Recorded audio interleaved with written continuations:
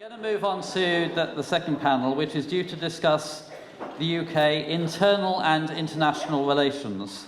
We have three speakers here. First of all, my colleague Dr. Rachel Minto will present sort of some academic viewpoints. Then speaking for Remain, Baroness Julie Smith of the Liberal Democrats, and for Leave, Alex Moscovici, who is the chair of Cardiff Students for Britain. So first of all, Rachel.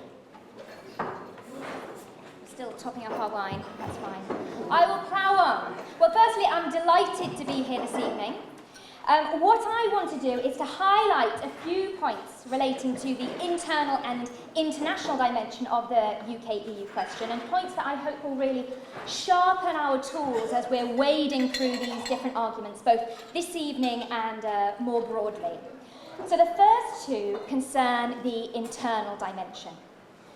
Now, firstly, a really important point is that we acknowledge that the referendum isn't exclusively about one relationship between the UK and the European Union. Instead, we need to remember there are multiple relationships at play, because the European Union has established relationships with Wales, Scotland, and Northern Ireland.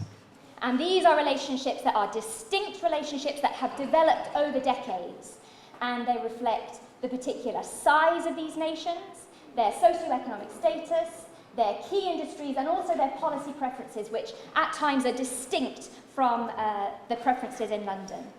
So this is something important, that we remain alert to the fact that the result of the referendum, so whether it is a Leave or whether it is a Remain, this will play out differently in the different nations of the UK. So that's the first point I wanted to note. The second point is the referendum may well have knock-on implications for the internal dynamics within the UK. So when we look at the UK as a union of 4 nations. So if we look at the polling data about public attitudes towards the European Union, what's particularly interesting to note is that there are divergent attitudes across the 4 nations of the UK, with Scotland and Northern Ireland more convincingly pro-European Union. Wales has tended to be more pro-European, but more recently has gone between Leave and Remain, but tends to be as well more aligned with public attitudes within England. But anyway, we could have a situation whereby the 4 nations of the UK do not vote in the same way. And this will have potentially implications for, as I say, the internal dynamics within the UK. What we hear about most frequently is the Scotland question. So what happens if Scotland is pulled out of the European Union against public will? There are some who argue that this could constitute the material change that would justify moving Scotland further towards having a second independence referendum. So if that were to happen, and if Scotland were to leave the United Kingdom, this would leave Wales as the junior partner in Britain. And this in turn could either strengthen or ignite national sentiment within Wales. And this is just one possible scenario. And this is the other thing I think we need to be alert to. So the devolution question in the context of the EU referendum. Now, as for the international angle, I've got one point to note which brings the internal and the international together. Now, public and political discussion about the international dimension of this question has tended to focus on security and the UK as a global actor. And broadly speaking, Wales tends to sit under a UK umbrella in these terms. However, taking a Welsh perspective isn't totally irrelevant, particularly in cultural terms. Because I think what's quite interesting to note is the way in which the smaller nations, and Wales provides a very good example, have used the institutional architecture of the European Union to establish themselves or to assert themselves as a distinct European nation. And so that's something else that we should be mindful of when we're thinking about the international dimension of the UK and the European relationship. So essentially, what I'm doing this evening, and I hope you will take this beyond the hall, is bringing together these two big constitutional debates that we have in the UK at the moment. So on the one hand is the UK's relationship with the European Union, and on the other hand is the question of devolution. Now, it tends to be that these two issues are considered in isolation from each other. However, they are deeply entwined. And this is something that I'm looking forward to discussing on the panel this evening. Thank you.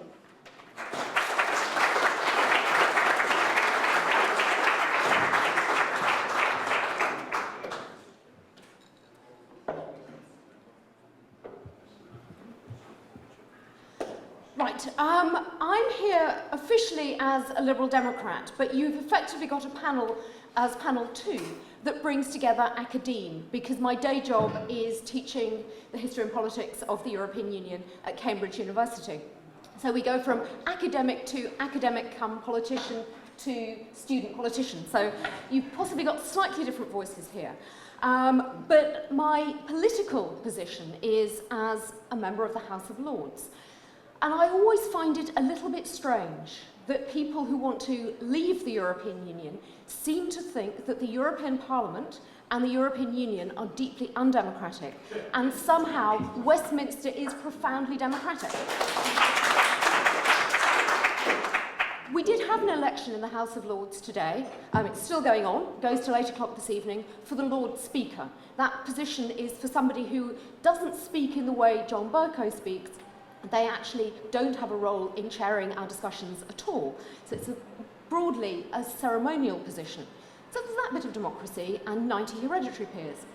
But being an academic, I have read what was on the examination paper, which was to talk about the internal and international relations.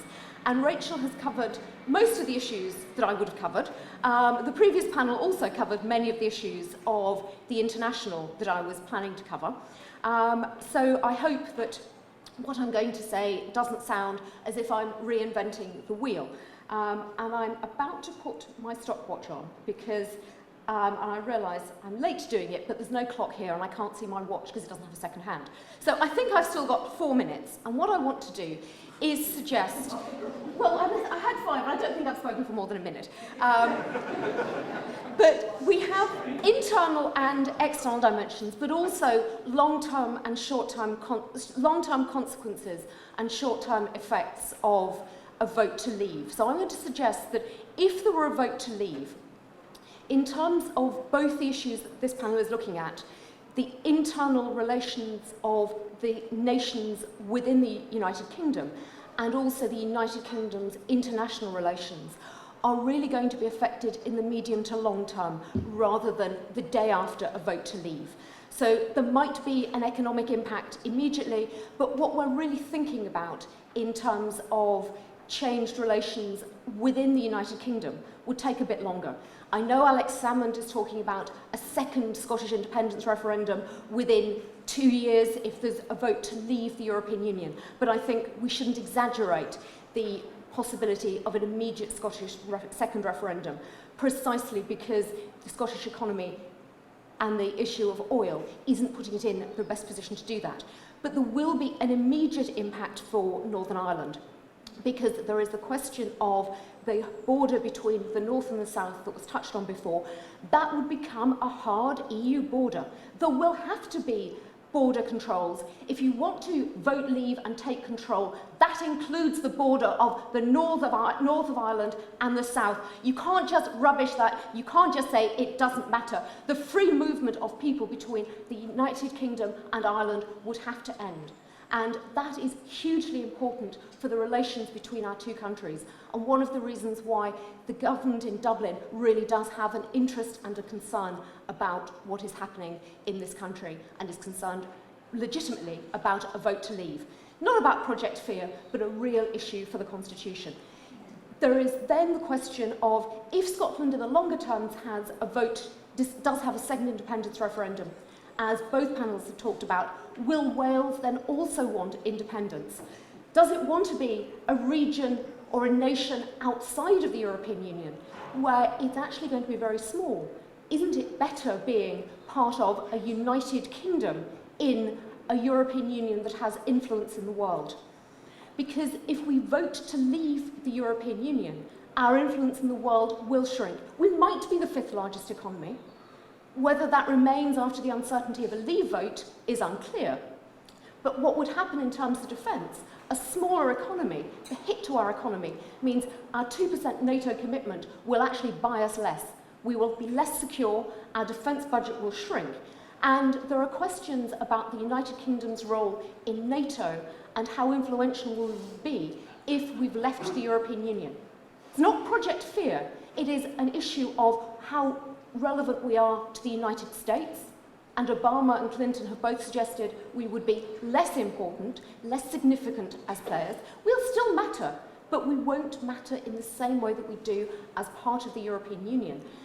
And then if we change our relationships as part of the European Union, we are part of a major trading bloc with significant clout in the world. If we have to re-establish all those bilateral and multilateral relations, we create a lot of jobs for lawyers, we create a lot of jobs for bureaucrats, and there is going to be a decade when we're trying to regain our place in the world. It's not simply an issue of regaining sovereignty and things happening overnight. So in terms of changing positions, we jeopardize our role in the world. We'll still be an important player, but we will be far less significant, and we endanger this, our United Kingdom. Not good for the United Kingdom, and not, I would suggest, good for Wales.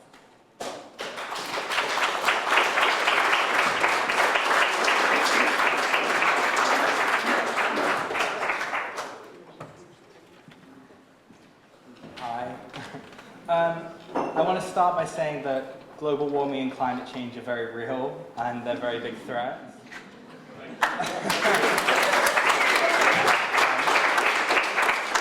I don't think that merits applause. I think that should just be common knowledge. Thanks for coming. I'm glad it's so sunny and everyone still wanted to come here, because at the end of the day we're trying to decide the future of our country. I feel a bit out of my depth because I'm here with members of the House of Lords and doctors and academics, and I just finished my BA less than a month ago, so I do feel out of my depth.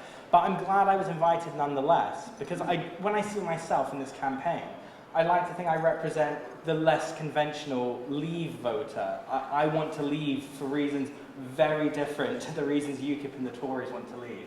I want to leave maybe because I think the EU pushes a pro-austerity neoliberal agenda I don't agree with. So I am glad I'm here, young, I speak another European language, I did an Erasmus placement, and I still want to leave the European Union, based from my belief that Europe and the EU are different things.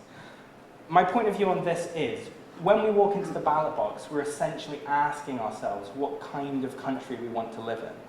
I'm not foaming at the mouth about the European Union, it has many benefits. I just think the benefits of leaving are greater. For me, it comes down to democracy. I think if you look at the facts, it's not this big dictatorship, the commissioners don't have all this power. The European Parliament has a lot of democratic power, and at least it's elected by a method of proportional representation. It has a lot going for it. But when I talk about democracy, I don't just talk about that. I mean, looking at Greece, that the people voted for one thing and got the opposite.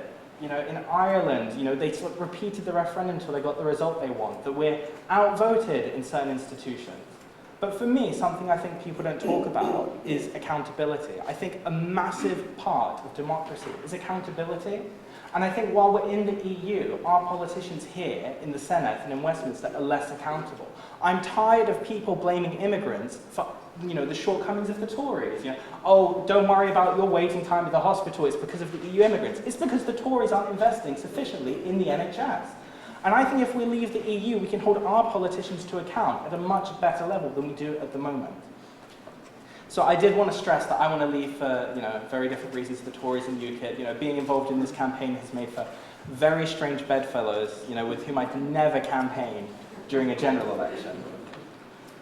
So this panel specifically, I was told this was going to be an amicable discussion, not a debate, so I hope we can all still be friends at the end. But on this panel specifically, internal and international relations, the EU is an international organisation. This whole debate is, how are we going to deal with our friends and neighbours, whether it be friends and neighbours England and Wales, or friends and neighbours United Kingdom and Italy and Croatia. So on the point of the continuation of the UK, I do think that's a bit of a threat. But I do think it's being maybe exaggerated a bit. If you look at opinion polling, it almost seems that the Scots, their opinion doesn't change whether or not we leave the European Union. And I think Alexander Nicola Sturgeon have made it very clear they want to leave the UK regardless of the EU referendum in the distant future. But of all the uncertainty in this, the only thing I do know is that the United Kingdom will never survive if voters in England, Wales and Northern Ireland vote out of fear of what the Scots think. The UK will never survive under those circumstances, I think. And I do think it's important to mention that the SNP is losing votes, it lost their majority, it's losing influence. I think one of the big points to make is nationalist parties don't speak for nations. I think that's a really important point. Plenty of Scottish people don't agree with the SNP's point on the EU, let alone other things in the domestic government in Scotland. On the UK and Ireland, which I profess is an issue I don't know much about, do we need the EU to stop violence at the border? I don't think in this day and age we need them to stop violence. Border checks, there may be border checks depending on what sort of agreement our government gets with the EU. But also I think what's quite interesting is Arlene Foster, the First Minister of Northern Ireland, supports leaving the EU. And she says that the EU isn't necessary to maintain a good working relationship between Northern Ireland and the Republic. And I do think what's really, really, really worth saying is that whether we're in the EU or whether we're out of the EU, all this referendum is about for me is that we want to perhaps make our own laws and things like that, while cooperating and acting in a friendly way with all our neighbours and allies around the world, be that in Europe or outside of Europe. We will always be friendly with the Republic of Ireland. I really believe that. On our relationship between the United Kingdom and the European Union, will they be annoyed at us? Probably. I think that goes without saying, they will be quite annoyed. But I think everyone's going to want to get on with it quickly. It's a symbiotic process. No one's going to want to sit on this issue for 10, 20, 30 years. Everyone's going to want to get on with their lives. I think the reason everyone's quite upset about it in Europe is that it could lead to the breakup of the EU in general. I study Italian, and in Italy at the moment, Euroscepticism is growing, and it's growing quickly, which we see with Movimento 5 Stelle, Beppe Grillo, all those people. And then even the president of the Czech Republic said, oh, if Britain leaves, then I want maybe a referendum in the Czech Republic. But regardless of all of this, I don't think they're going to be cruel to us. If I believed they were spiteful and vindictive, I wouldn't want to be in a union with them in the first place. I love Europe. I love European countries, and I think we have a mutual respect for each other within the political European Union or out of it. And just to close, I think it would be silly to say either option is perfect. There are massive benefits to being in the EU, massive negatives. And there are benefits and negatives to leaving. I just want everyone in this room to weigh up the options on either side, vote for whatever you believe in, and to be friends with each other afterwards. Because the one thing this debate's missing is being friendly. Really bothers me we can't all be friends. It's become so spiteful. I'm really being honest though, regardless of what you think, we can still be friends. My housemate, who's in the audience, but another housemate is voting to leave, and all we say to people when they tell us how we're voting is, we can still be friends, I don't care how anyone's voting, but vote for whatever you believe in nonetheless. Thank you.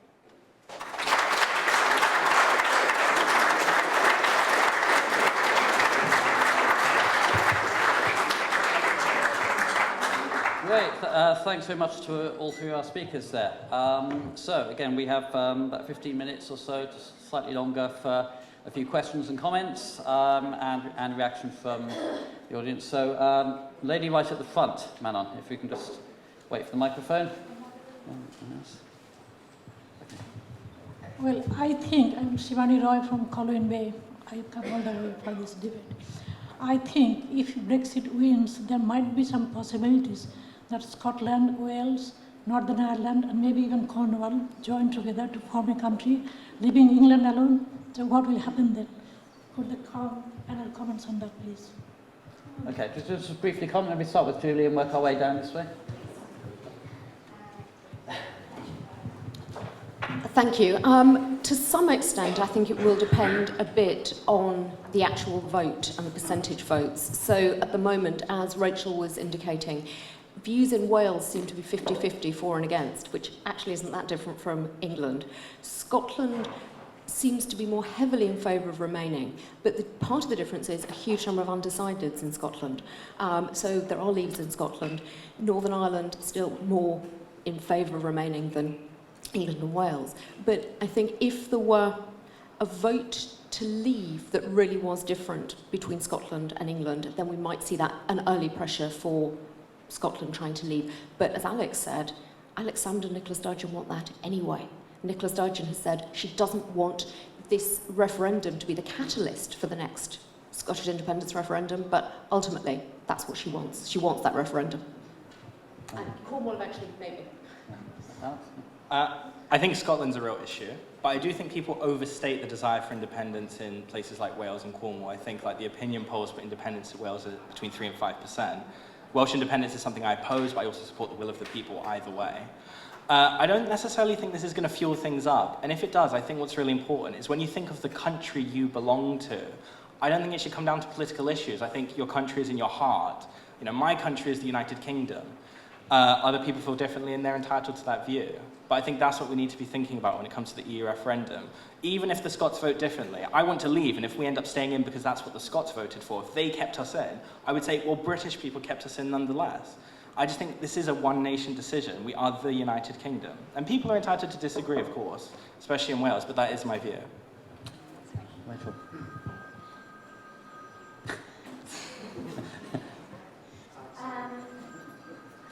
I think the first thing I want to do, just in case I misrepresented my position, is make sure that when we're talking about the potential future of the United Kingdom as a union of 4 nations, the potential, so Scotland going in its own direction and Wales going in its own direction, we need to reframe that. It's not necessarily a threat. So I didn't want to say that this is necessarily a bad thing. This is something it's politically contested. So that's something I want to underline, because I think somebody argued that it would be a threat to the UK.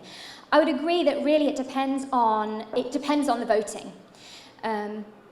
So there would be a particular situation were Scotland to be pulled out of the European Union were the majority there vote to remain. What else would be quite interesting is if we saw, and this is a recent blog post written by Professor Charlie Jeffrey at the University of Edinburgh, yes, who has looked at potentially the UK being kept in the European Union, although England voting to leave the European Union. And this in turn could have some really interesting implications to kind of fuel this English nationalism and revive discussions about an English parliament. So really I would agree with Julie here. It really depends on the way the voting falls. However, we've got to be careful. I would certainly be careful of constructing this as a threat. So thank you. Cheers, thanks. Other questions? At the back, and then at the front. Right at the front here. At the back first. Thanks. Hi, Alex. You said you thought if we left the EU, that politicians would be more accountable. But surely, without the EU, we're left even more vulnerable to austerity programmes. The government can do whatever they like, and there's really not much to oppose them. Yeah, I think there's a slightly different points. I mean, the EU hasn't necessarily forced austerity on us. The Tories have done that by themselves. But I do think the EU has an pro-austerity mindset. Look at TTIP. Even if it gets defeated, I worry about, the way these people in the European Union think. They think money is, worth it to sell off parts of the NHS. And when I talk about accountability, I did make my point on immigration. They get blamed for everything. And I do think if we left the EU, we could hold our government to account more. And there are other parts to that, such as, this bogus figure of £350 million a week. People, we can't build a hospital or whatever, we don't have the money.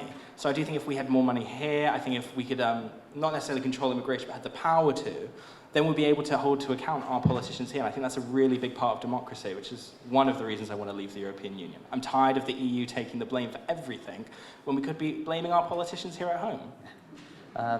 Thanks, Alex. Do either of other panellists want to just comment? Just very briefly, I think one of the things that has been most disappointing for the average British citizen is the fact that for the best part of the last 40 years, politicians have failed to be honest about how the European Union works, what role it plays, and they do play a blame game. So if something's bad, you blame Brussels, and if something's good, you take credit nationally. And I think that is unfortunate, because I don't think it has done any of the citizens of the UK a service.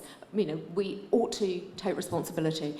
But I think in terms of TTIP, the issue about the NHS wouldn't come about if British governments hadn't part privatised the NHS anyway, that if other states still have nationalised industries and nationalised enterprises, but if you start selling off bits of the NHS, then it makes them more vulnerable. So I think there's a question of what the United Kingdom has done in terms of privatisation, which probably is somewhere where Alex would agree anyway. Rachel, do you just want to add something on that? Thank you. Yes, just a couple of points. The first is when we think about the European Union as this neoliberal beast, and this is something that has, this narrative has been growing over time, whereas there are others that actually will frame the European Union, acknowledge the competitiveness agenda that has been espoused more vigorously over recent years, but we'll see this as actually an increasing alignment with British preferences. So some people will actually look at the European Union and say this provides us with a safety net, as opposed to the reverse. So that's what I would add there. Cheers. Right, the next question was down at the front. So my good man on, keeping busy. It's like, just one at the front here. It's a question about the UK and its international relations, especially with the US. Irrespective of the result of this referendum, would you say that there has been very serious damage to the UK's international relations with EU countries and other countries because of all the vitriolic narrative and discourse talking about perpetrators of painting the EU as the evil empire? Regardless of the result, do you think this has done serious damage to the way the UK relates to other countries in the world? Okay, thank you.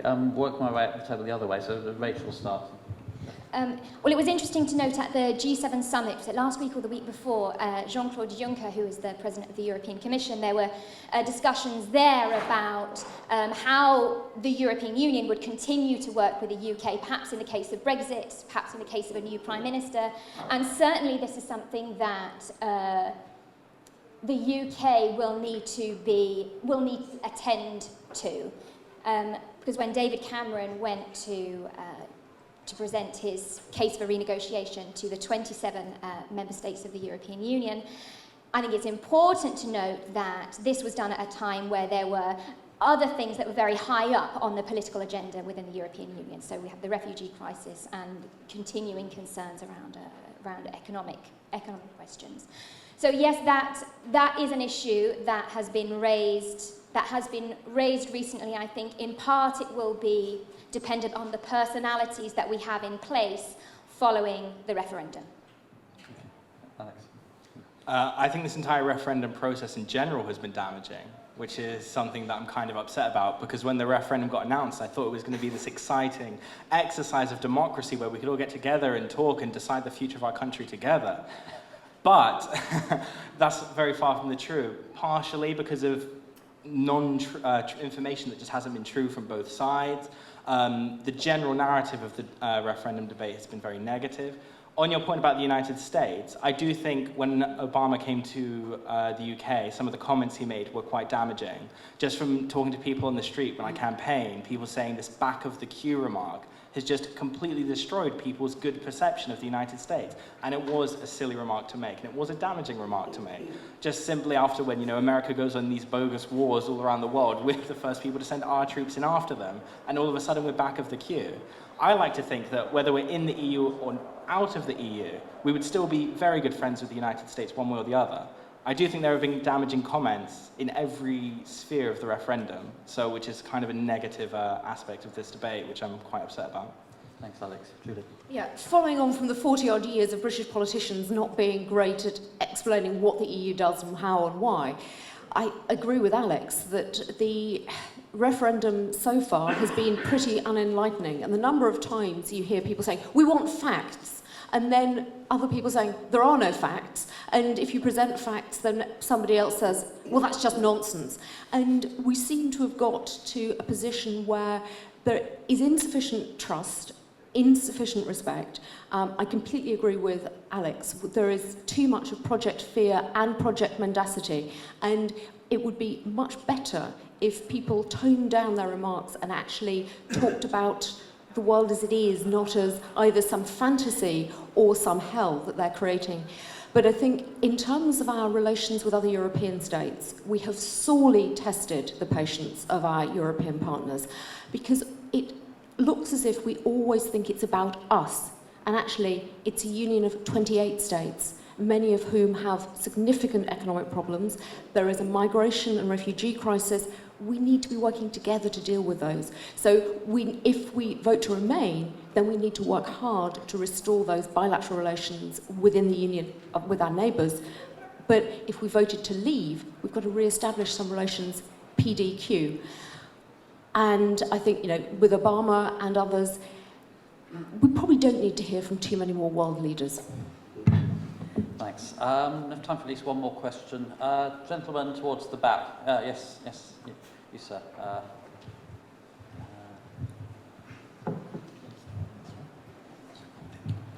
My question is about this. Recently, we are hearing that UK had actually dumped the Commonwealth countries by joining EU. This is a kind of argument that is coming up lately. Could you tell us that what kind of change in relationship with the Commonwealth countries can happen if UK leaves EU? Okay, thank you. So, a question about the Commonwealth. Anyone want to first go with that? Alex seems to have the microphone, so. Well, whenever people ask me what will Britain look like outside of the EU, I say whatever the British people want it to look like. I think once we leave, then it's completely up to us to decide what sort of country we want to live in. Will we re-establish links with the Commonwealth? I certainly hope so. Although there's no guarantee, it's up to the people we vote for, albeit with problems around first past the post and things. The people we vote for will decide what sort of relationship we want to have with countries in Europe and in the Commonwealth and around the world. One of the reasons I do want to leave the EU is I feel like the EU almost shelters us. We almost get attached to Europe and, almost afraid of straying outwards. On my degree that I've just done, we go abroad for a year, and so many people wanted to go to Europe just because, it's right there, it's easy, the European Union. And I just think it sort of put people off going to other parts of the world. And I think the same thing goes with trade, with immigration, and with what you've just mentioned. I would love for us to re-establish links with the Commonwealth and, with Europe once we leave. But I do think it would definitely be facilitated to establish links outside of the European Union when we take our focus off one continent and re-enter the entire planet, I think. Thanks, Alex. Julie, do you want to comment on that? I was on a panel earlier in the year, just after the Commonwealth Heads of State and Government meeting, where I shared a platform with the UKIP Commonwealth spokesperson, James Carver, MEP. And we agreed on 90%. I listened to his speech and I agreed with 90% of what he said. And the only thing I disagreed with was that he sees the British relationship with the Commonwealth or within the Commonwealth as an alternative to membership of the European Union. I think they're complementary. There is no need for the United Kingdom to leave the European Union in order to have stronger relations with our Commonwealth fellow countries. And in particular, if we really want to improve some of those relationships, we could think about how we look at student visas, because one of the things that would help our relations with India would be being much more open with student visas, and that doesn't necessitate us leaving the European Union. Okay, thanks. And Rachel, no, okay. I think we possibly have time for one last quick question, if there is one. Well, apparently, okay. Make it quick, Dav. Yeah.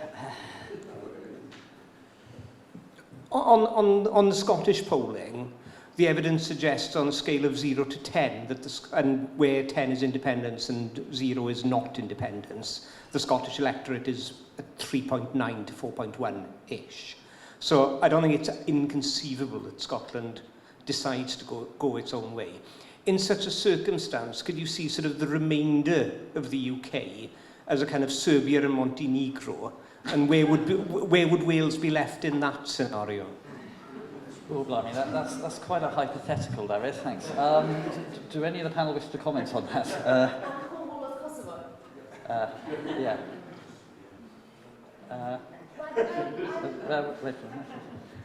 I spoke earlier about what would happen in the case of Scotland leaving the UK.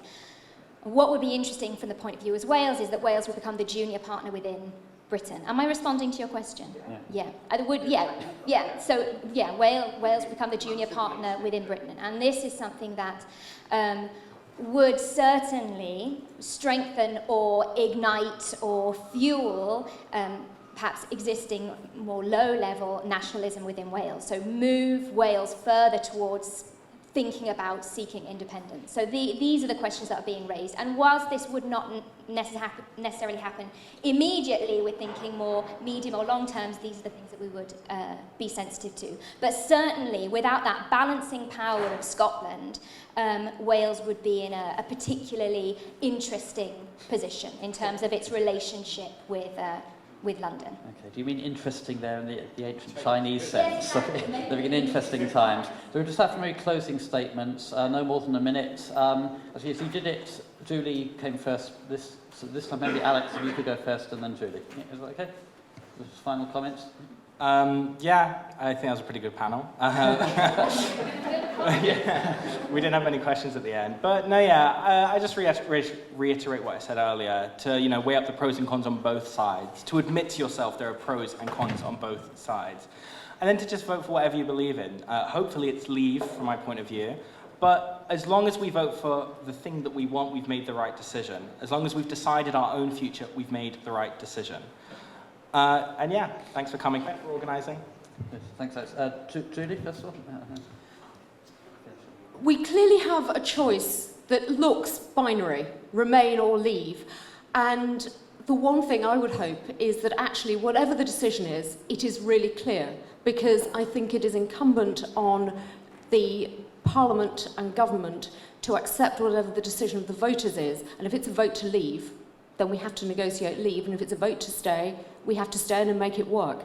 And what I don't think should happen is politicians trying to game the system. So I hope there's a clear result.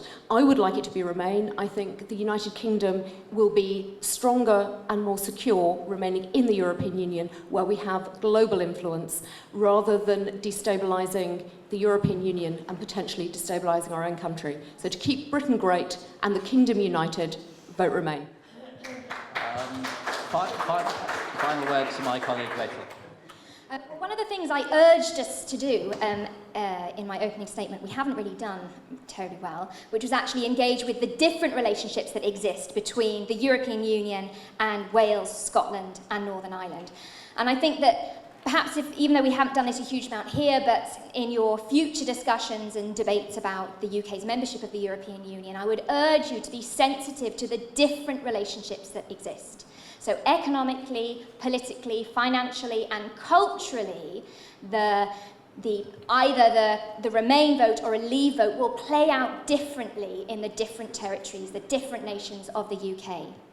Now, if you want more information about this and more other independent, unbiased information, then I urge you to go to the UK in a Changing Europe website, and it's www.ukandeu.ac.uk, and there you'll find fabulous blog posts, multimedia resources, and other events. But really, it's a fantastic resource and does have lots more information about Wales, Scotland, Northern Ireland, and the European Union. Thank you. Cheers, Rachel. Thanks.